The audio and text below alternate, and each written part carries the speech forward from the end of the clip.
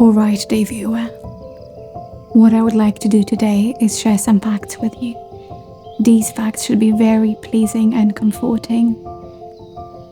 Relax your body, take a deep breath, and try to enjoy each fact equally.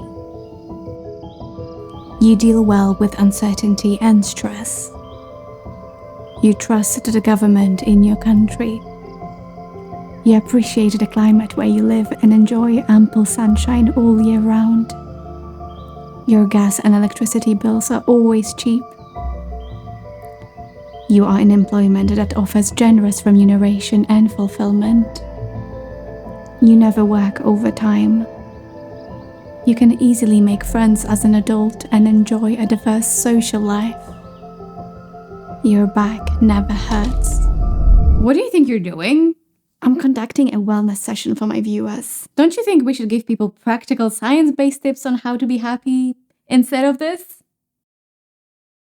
A couple of days ago, I was stress eating from a box of cookies. And halfway through the box, or more like towards the end of the box, I realized that the cookies expired in September 2024. Immediately, I felt sick. I decided to go to bed with my mint tea, with my hot water bottle. And then my husband came home and he's like, "What you doing?" It's the middle of the day. And I say, "I ate expired cookies and now I'm feeling sick." He says, "What?" And he goes to the kitchen to check the cookies and he says, "They expire in September 2025, so you're good." Immediately, I was healed, just like that. It's crazy what our subconscious can do, but just as it can make us feel bad, it can also make us feel pretty good. So today I want to share with you 4 mind hacks that help me feel more optimistic and happier.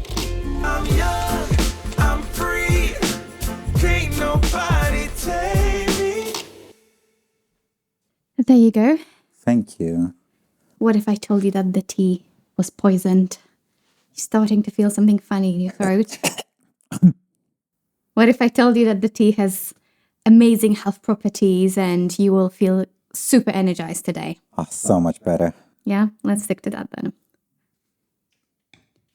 Placebo effects are the effects of the idea of the treatment as opposed to the treatment itself. We are not entirely sure how placebos work, but we know that they cause changes in our brain. For instance, the positive placebo increases dopamine and endorphins, which improve our mood and help us feel better. Basically, it's our brain telling our body how to feel good. For years, scientists considered the presence of the placebo effect to be a sign of failure. But recently, Harvard Medical School started to change the narrative. At the end of the day, it is a good thing that some patients feel better and have better medical parameters even without medication. But the placebo effect is not constrained to medication. It could also refer to food, cosmetics, tea, events, music. In one study, participants were given 2 glasses of wine. They were told that 1 glass of wine comes from a $90 bottle of wine, and the other glass comes from a bottle of wine that costs $10. Consistently, participants rated the more expensive wine as way better.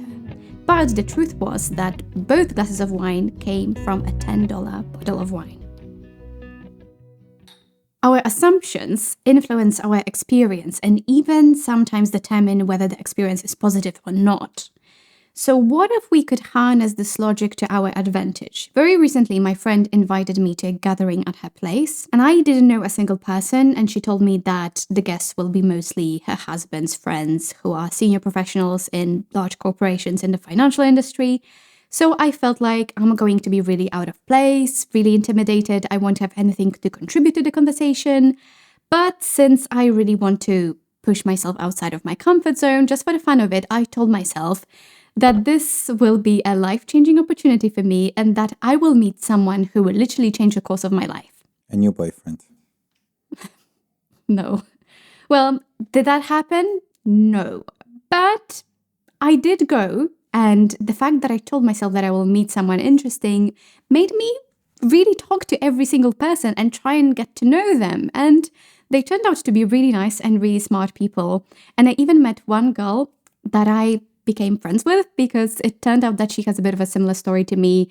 She quit the finance industry to be a coach, and I quit the tech industry to do content creation. So we had a lot in common. So I'm very glad that I did go. While not a medical placebo, my assumptions about the situation influenced my behavior, which in turn dictated how I experienced this situation. Harnessing this power of positive expectation, we can create our own placebo effects in different areas of our life, leading to more happiness and more success.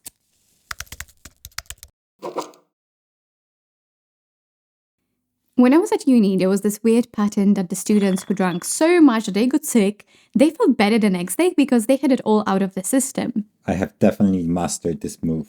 Why am I not surprised?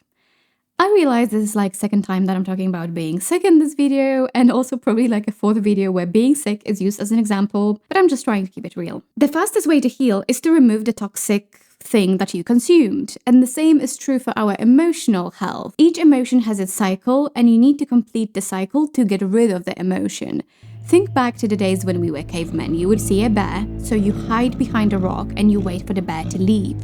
Once you see it's gone, you run back to the village and you tell everybody what happened, and then you just breathe because you know you're safe and your body also knows you're safe. Nowadays, it's a lot more complex because threats are more pervasive, more complex, and it's much harder to know when you're actually safe. Our coping mechanisms often involve pushing down certain emotions or ignoring them. As kids, we were often told not to cry, not to express anger, so maybe it's no surprise that as adults, we just don't know what to do about those more complex, so-called negative emotions. But it's the same mechanism as with alcohol poisoning. Maybe nobody likes being sick, but you need to go through this painful process to get it out of your system.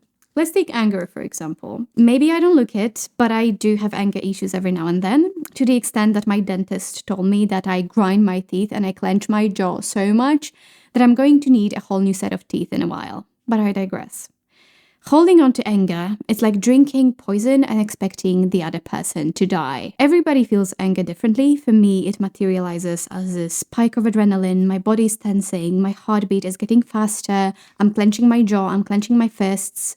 It's like this readiness to fight, which gave me this idea that the best way for me to deal with it and to feel it in a healthy way, to get rid of it, is through physical activity. I especially love running and working out to Arcane or League of Legends soundtracks. I feel my anger to let it go, and I push my body physically to release the physical tension. How is League of Legends soundtrack different than Arcane's? Game has like a cinematic trailer that has a song that is featured in the trailer. And also they have the esports events where they have those artists perform these songs. So the songs are kind of like part of the promo for every game. So they are not necessarily in the game.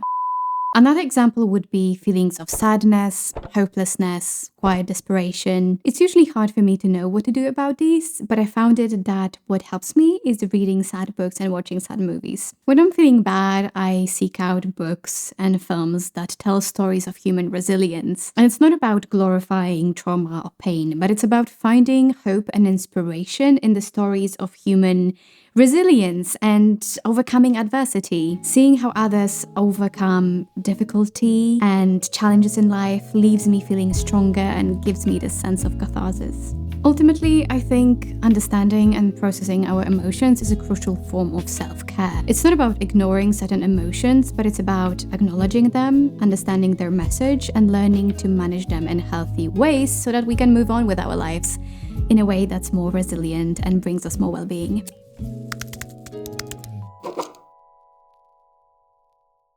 I've never been much of a party goer, but about a week ago, a startup that I used to work with organized their second birthday party. And because everybody there is quite young, they threw a house party and I got invited. And as I was sitting there with my husband, I looked around and realized everybody's so much younger than us. And I said to my husband, this is probably the last time that we are attending a house party. I hope not. Yeah, keep kidding yourself.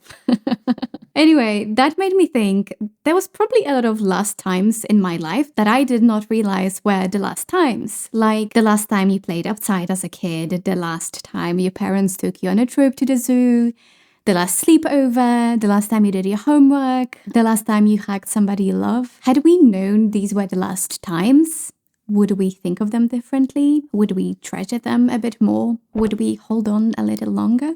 This links to some fascinating research on happiness and well-being. Studies have shown that gratitude leads to more happiness, better life satisfaction, and even better physical health. When we appreciate how precious moments in our lives are, even the ordinary ones, we naturally tend to cultivate a sense of gratitude for them. Also, our brains have this negativity bias, meaning that we tend to overfocus on the bad things rather than the good things going on in our lives. And this can make it very easy to take for granted the good things and only realize how special they were once they're gone. Like Andy said, I wish there was a way to know you're in the good old days before you actually left them. There's also this Latin quote, memento mori, which means remember death. And I used to dismiss it as some morbid emo quote, but I came to understand it differently. I don't think it's about overfixating on our death, but it's about remembering our mortality. It's about realizing that we are going to die, and so will everyone we love. And this can motivate us to live in the present, to cherish our relationships, and just be grateful for them. And I like to take it even a step further and turn it into something even more positive. And sometimes I pretend that today is a day that I get to relive only once I've left the earth, kind of like in the movie About Time. And this really shifts my perspective. Instead of just going through the motions and thinking, oh, I have to do housework, I'm thinking, I get to be here, I get to do my housework. And every moment, no matter how insignificant, deserves to be treasured. And it's almost like I'm consciously choosing to live every moment as if it were a precious gift. And it makes me so happy to be alive.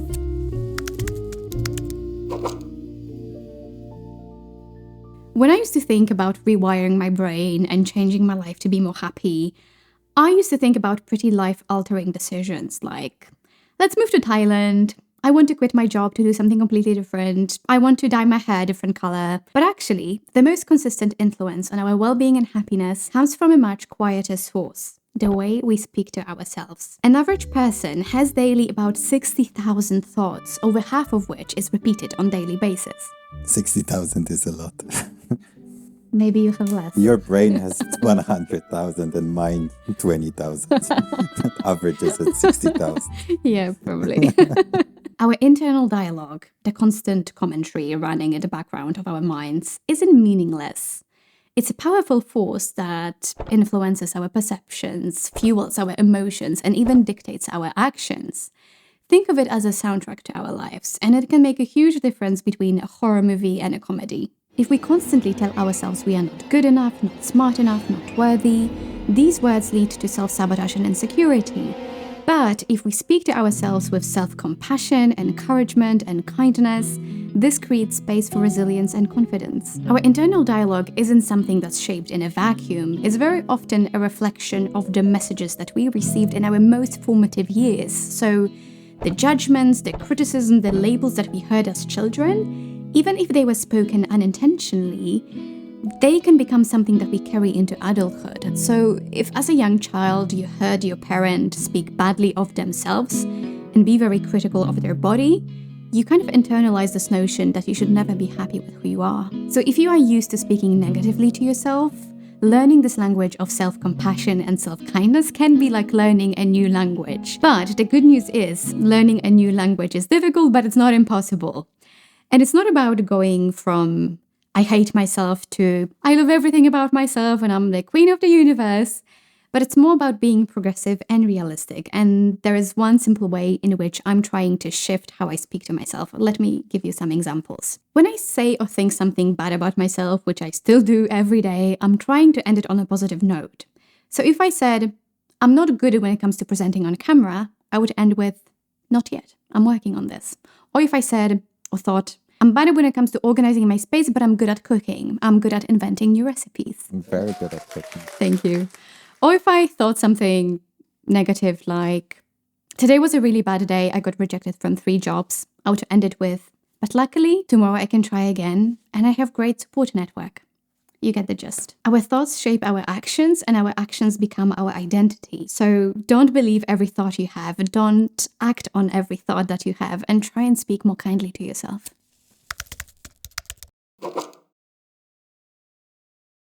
Let me make sure I got this right.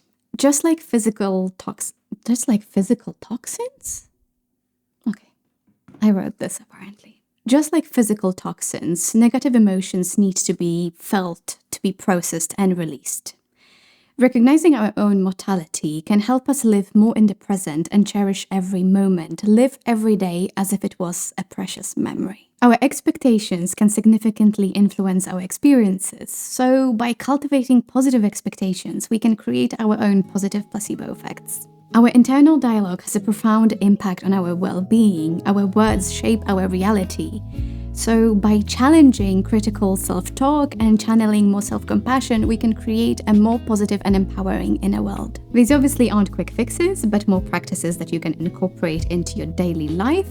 And if you like this video, you can subscribe for more tips on how to live a happy and fulfilled life. Thank you for watching. Cut. Yes. Cut, cut, cut.